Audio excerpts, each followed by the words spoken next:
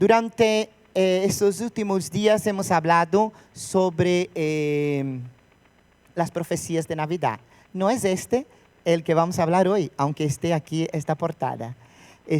Pero hemos hablado sobre la Navidad desde el punto de vista de algunas profecías. La primera, haciendo memoria, esto es que veíamos.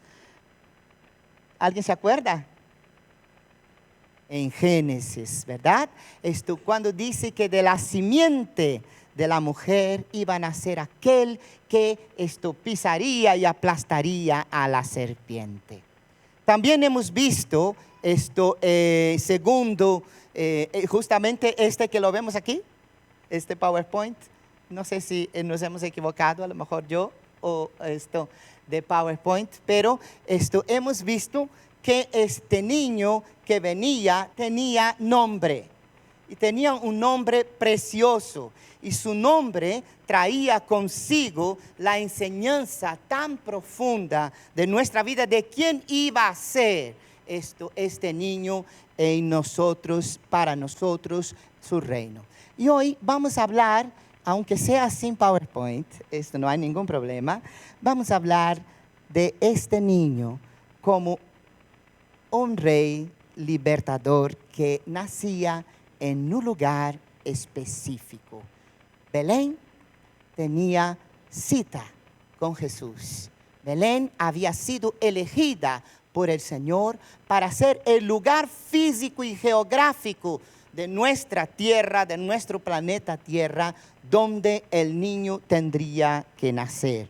Y vamos a abrir nuestras Biblias en Miqueas capítulo 5, versículos 1 a 5. Miqueas capítulo 5, versículos 1 a 5. Vamos a abrir la Biblia para poder leer ahí juntos este texto. ¿Alguien sabe dónde está Miqueas?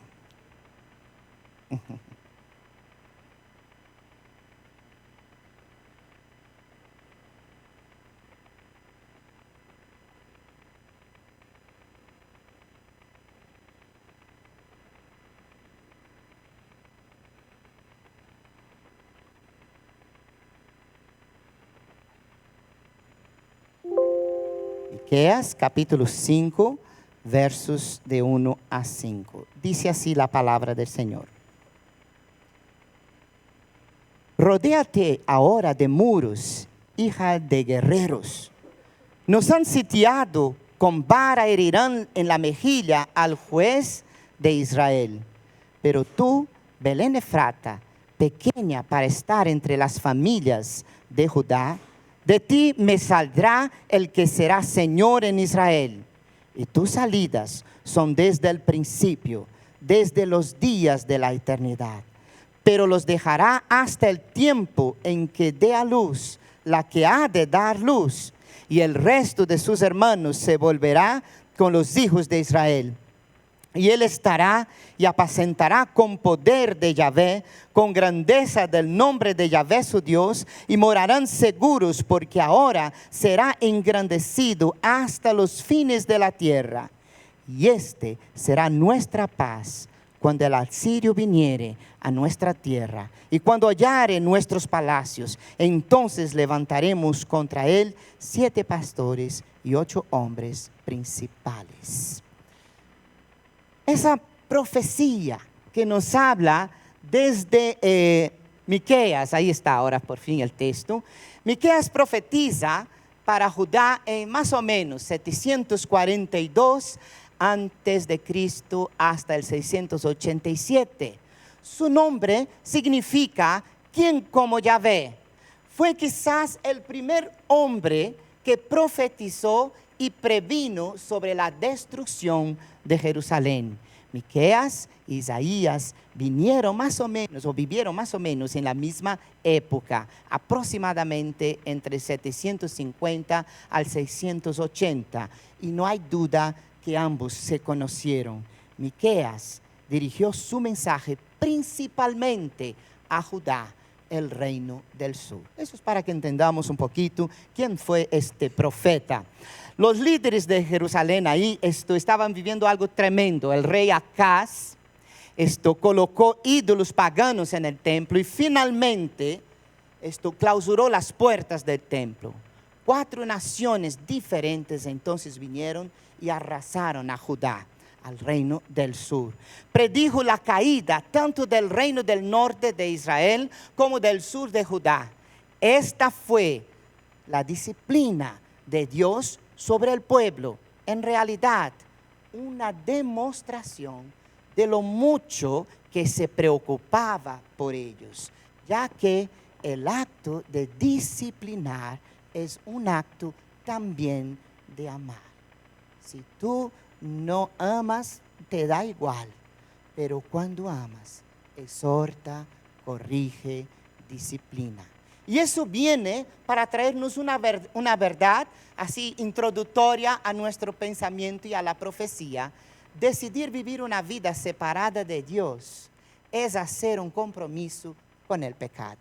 Cuando alguien decide, tal como el pueblo de Israel, vivir una vida a su aire, manejando su propia barca y a su manera, muchas veces lo que va a hacer es exactamente esto, un compromiso con el pecado. El pecado trae nefastas consecuencias y nos lleva hacia la muerte. Muerte que únicamente Dios nos puede conducir y nos puede guiar a salir de esta realidad para tener paz eterna. Su disciplina a menudo nos mantiene en el camino correcto. El padre que ama a un hijo disciplina. Dios también nos disciplina. Sigamos. Los líderes de Jerusalén entonces estaban muy obsesionados en aquel momento con la riqueza y la posición. Creían que Jerusalén era eterna y que nadie la iba a destruir. Y que lo importante era la gloria que había adquirido. Sin embargo, Miqueas va a profetizar que la poderosa Jerusalén, con toda su riqueza, esta niña de guerreros, esta hija de guerreros, como él comienza a decir, iba a ser sitiada y destruida. Su rey no podría hacer nada, ninguno de sus grandes podía hacer nada para salvarla. En contraste a la grandeza de Jerusalén, aquí nace esta desconocida ciudad, pueblo más que ciudad, llamada Belén. Un pueblo pequeño, sería el lugar del nacimiento del único rey. Él era el que podría realmente salvar, el Salvador y el Mesías, que nacería de forma natural en Belén y a la larga reinaría como rey eterno. Eso es muy interesante, porque nos habla que este rey iba a ser también humano y tendría nacimiento en algún lugar aquí, y su vida, su persona sería o entraría en el registro civil de algún lugar de este mundo. En ese caso se nos relata 700 siglos antes en Belén. Entonces Belén estaba destinada a ser el primer lugar, la cuna del Mesías. Y vamos a pensar algunas cosas sobre esta ciudad que nos revelan y que nos muestran algunas verdades importantes. Este primer censo, nos dice Lucas, se hizo siendo Cirenio gobernador de Siria. Y iban todos para ser empadronados, cada uno a su ciudad. Y José subió de Galilea, de la ciudad de Nazaret, a Judea, a la ciudad de David, que se llama Belén, por cuanto era la casa y familia de David, para ser empadronado con María su mujer, desposada con él, la cual estaba encinta. Y aconteció que estando ellos allí, se cumplieron los días de su alumbramiento, y dio a luz a su hijo primogénito. Lo envolvió en pañales y lo acostó en un pesebre, porque no había lugar para ellos en el mesón. Todos conocemos ese texto, precioso texto, que menciona la ida de José, María encinta, avanzada ya en su embarazo, y que tiene en aquel momento a Jesús, que nace esto como un ser humano, el Mesías prometido, 700 años por Miqueas, ahora estaba naciendo en el tiempo de José y María y era envueltos en pañales tal como hacemos con nuestros bebés. En aquel lugar llamado Belén, ese lugar que en tiempos de la profecía era considerado nada, muy pequeño, entre los clanes de Judá, pero que lleva este nombre, Belén Efrata, la de los efrateos, ahí vivían los descendientes de Benjamín. Sedequías fue quizás el último rey en la línea sucesoria o sucesiva de David que se sentó en el trono de Jerusalén. Después de Sedequías ya no hubo más descendientes de David que sentaron en el trono en Jerusalén hasta la llegada del Mesías. Miqueas dijo que el siguiente rey de la línea de David sería el Mesías, en quien establecería un reino que nunca, jamás se terminaría.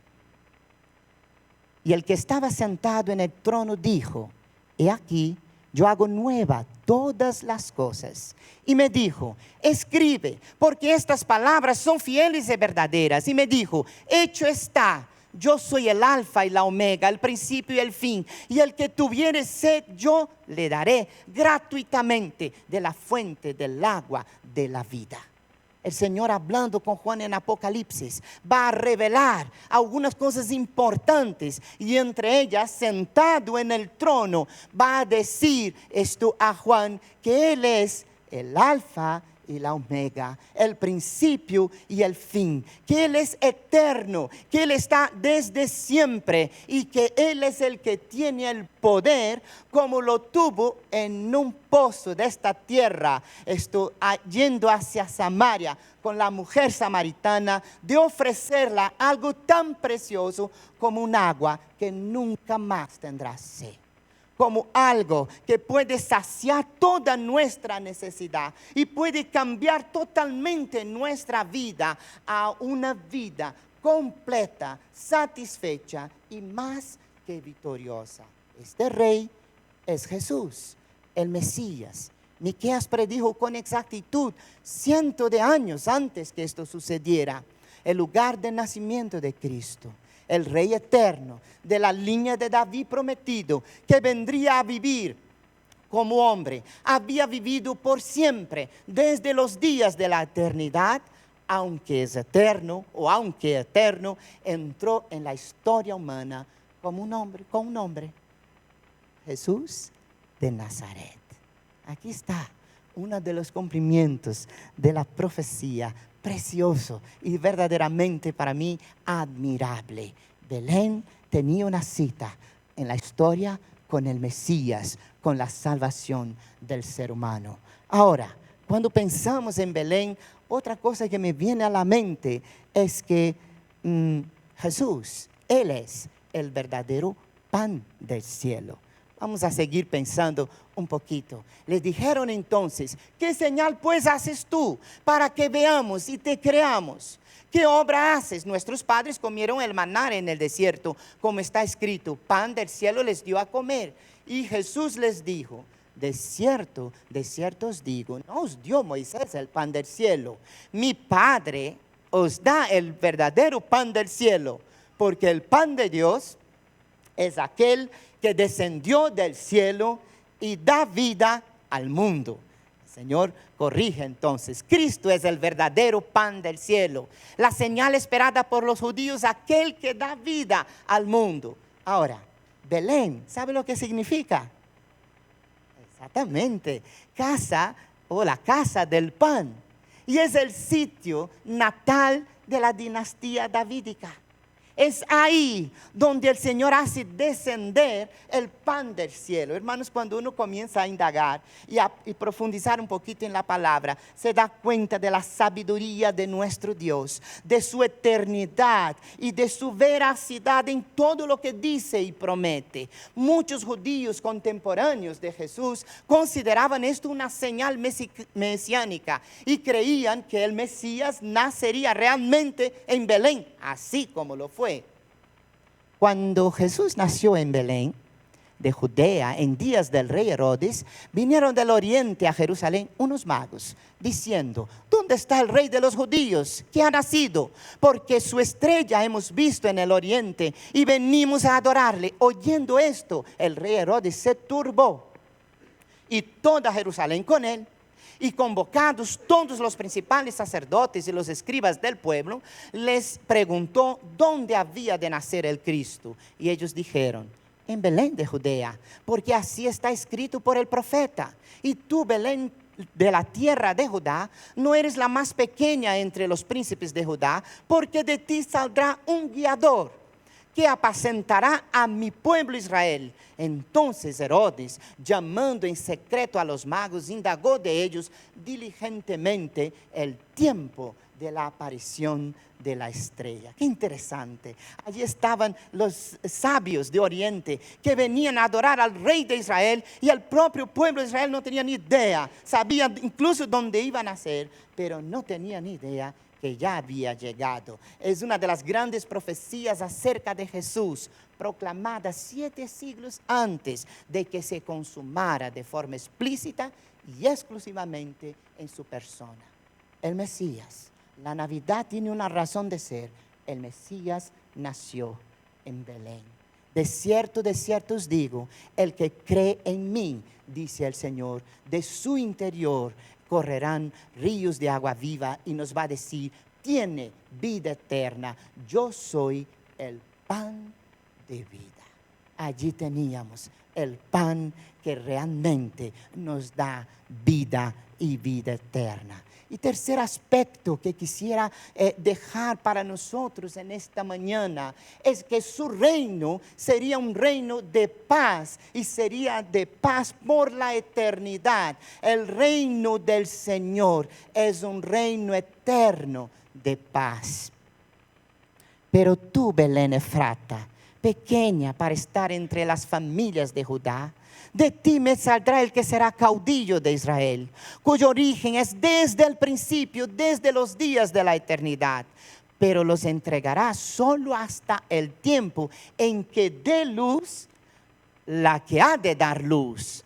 Entonces el resto de sus hermanos retornará con los hijos de Israel, estará firme y apacentará con el poder de Yahvé, con la grandeza del nombre de Yahvé su Dios, y habitarán seguros, porque entonces será engrandecido hasta los fines de la tierra.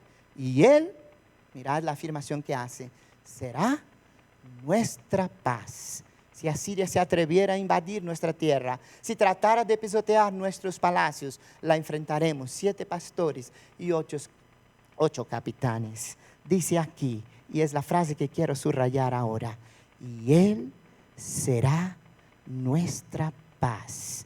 Este niño que tendría que venir con aquella que había de dar la luz en Belén Efrata.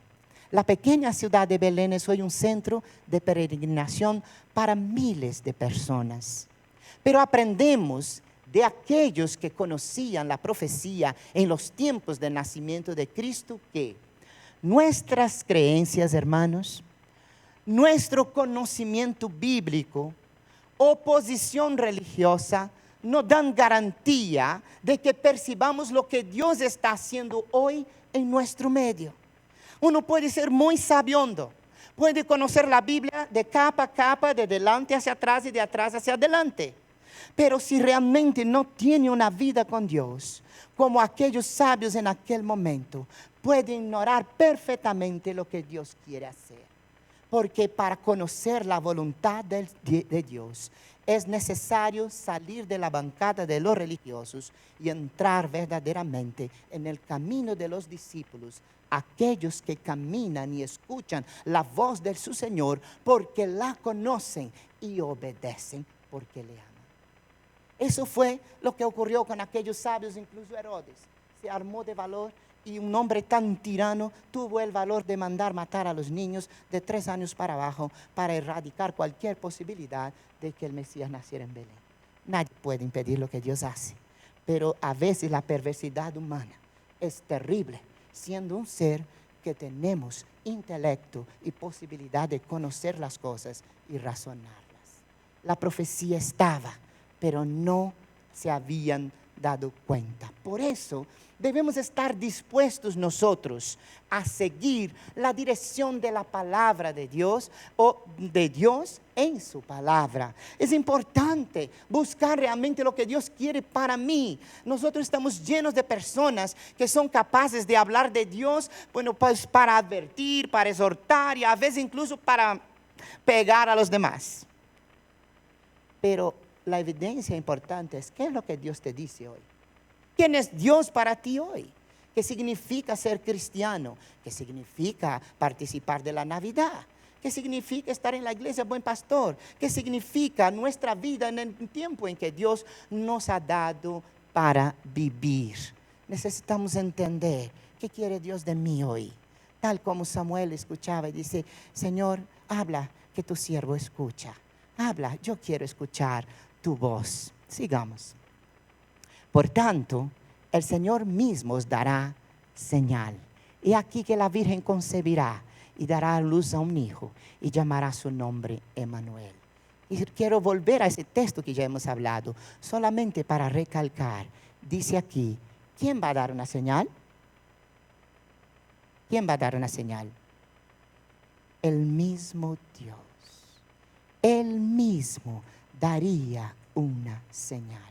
Y aquellos religiosos, y a veces considerados los únicos graciosos por tener relación con Dios, los reyes del templo y de toda liturgia, no habían percibido la señal del Señor.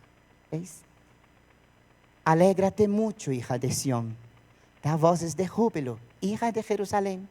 He aquí tu rey vendrá a ti, justo y salvador, humilde y cabalgando sobre un asno, sobre un pollino, hijo de asna.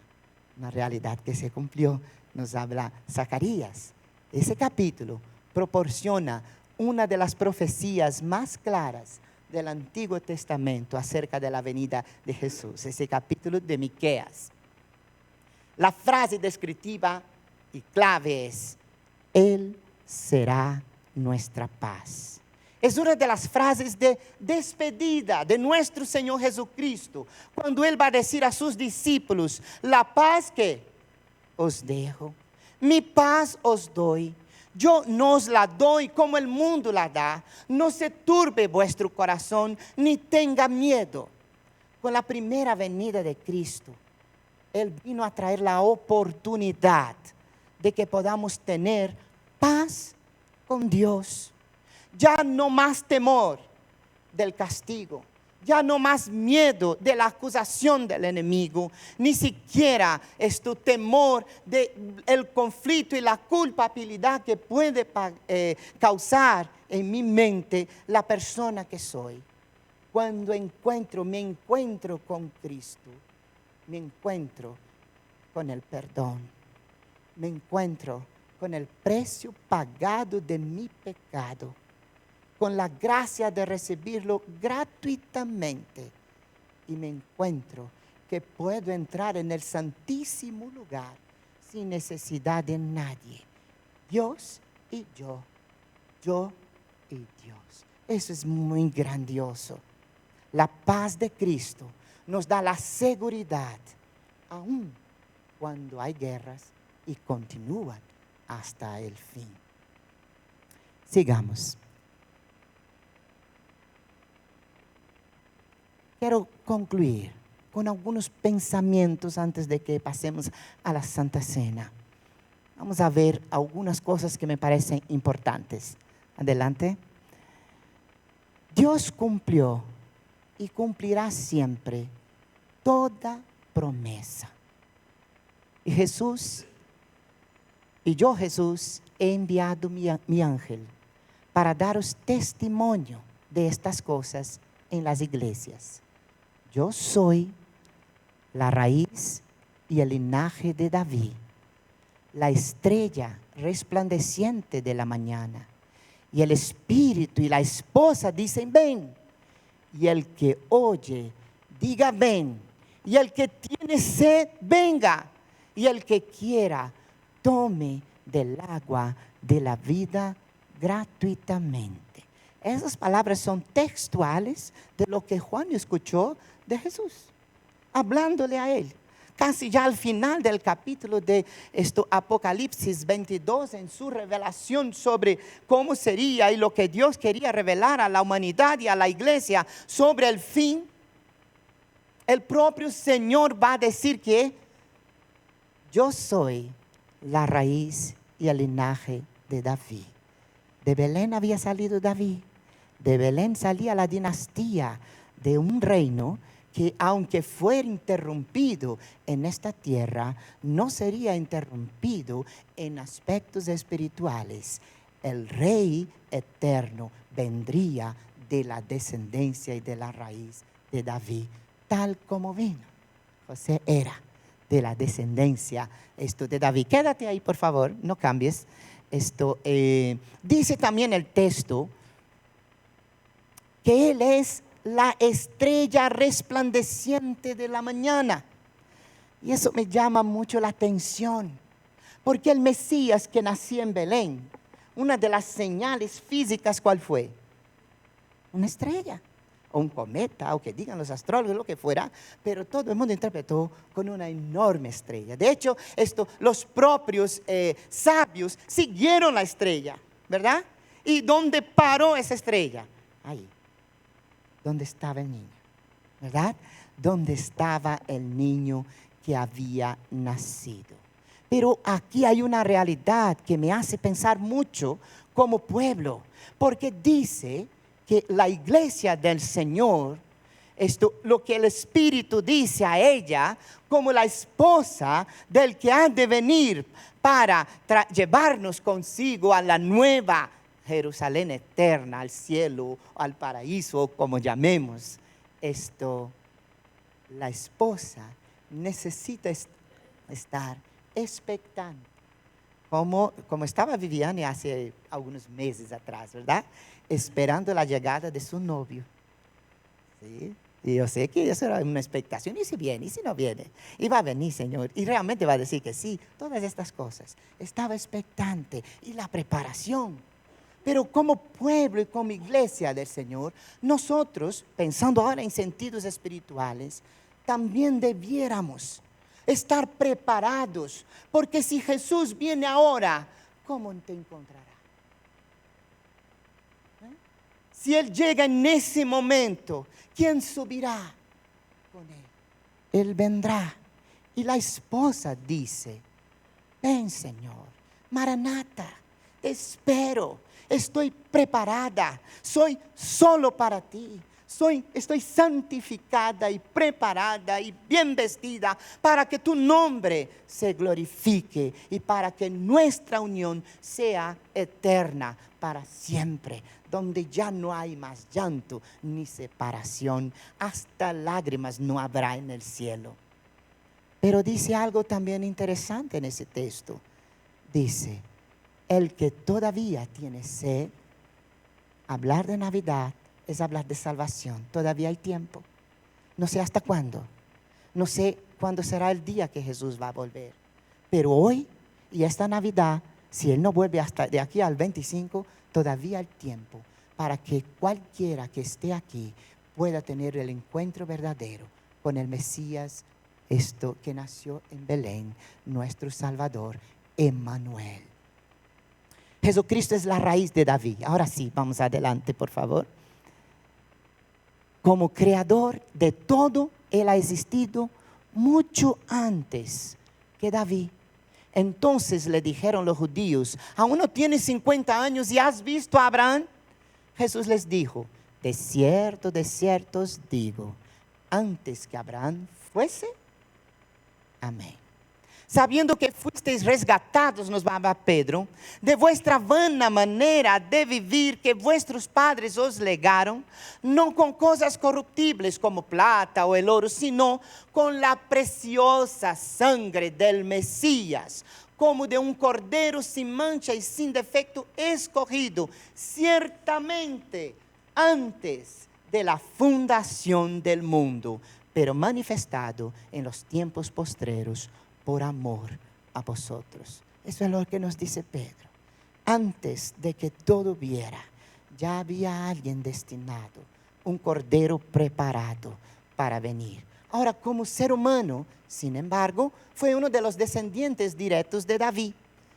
Isaías, más o menos en el tiempo de Miqueas, dice así: saldrá una vara del tronco de Isaí, un vástago retoñará de sus raíces y reposará sobre él espíritu de Yahvé, espíritu de sabiduría e inteligencia, espíritu de consejo y de poder, espíritu de conocimiento y de temor de Yahvé, y le hará entender diligentemente el temor de Yahvé. No juzgará según vista de sus ojos, ni arguirá por lo que oigan sus oídos, sino que juzgará con justicia a los pobres, y arguirá con equidad por los mansos de la tierra, y herirá la tierra con la vara de su boca, y con el espíritu de sus labios matará al impío, y será la justicia cinto de sus lomos, y la fidelidad ceñidor de su cintura. Ay, Dios mío, fiel y verdadero. Allí venía, va a venir, en un caballo blanco, dice, vendrá el fiel y el verdadero. Como Mesías, hermanos, Él es la estrella resplandeciente de la mañana. Él es quien nos abre los ojos, quien realmente da visión a una humanidad cegada por el poder del mal. Él es el que trae salvación para todos. Diciendo, decían los magos, ¿no? O los sabios: ¿dónde está el rey de los judíos que ha nacido? Porque su estrella hemos visto en el oriente y venimos a adorarle. Y mira lo que dice Apocalipsis 2, versículos 26 a 28. Al que venza y al que guarde mis obras hasta el fin, le daré autoridad sobre las naciones y las pastoreará con vara de hierro, así como son desmenuzados los vasos de barro. Como también yo la he recibido de mi Padre, y le daré, interesante es, la estrella de la mañana. Y cuando uno profundiza va a entender que la estrella es el brillo de la verdad vista con los ojos humanos, de que Dios es fiel. Y aquel que prueba la fidelidad de Dios también recibirá de Dios la gloria que viene desde el Mesías para la salvación del mundo. Algún día, todos aquellos que conocieron al Mesías, entraremos, no sé cómo será este desfile, pero entraremos, vestiduras blancas, bandera en las manos, de todos los cantos y rincones de esta tierra, entraremos ondeando una verdad: Jesús es el Señor, el Rey de Reyes, el Salvador. Tenemos también la palabra profética, nos va a hablar Pedro, la más segura, a la cual hacéis bien en estar atentos, como una antorcha que alumbra en lugar oscuro hasta que el día amanezca y el lucero de la mañana salga en vuestros corazones. Terminando entonces, hermanos, el Evangelio tiene un alcance ilimitado. Todas las personas de todo lugar pueden recibirlo. Uruguay también, allá de Perú, donde va a ir Esther y su esposo, también. De todos los lugares. No se puede ganar la salvación. Dios la da gratuitamente. Vivimos en un mundo que aún todavía está muy sediento del agua de vida.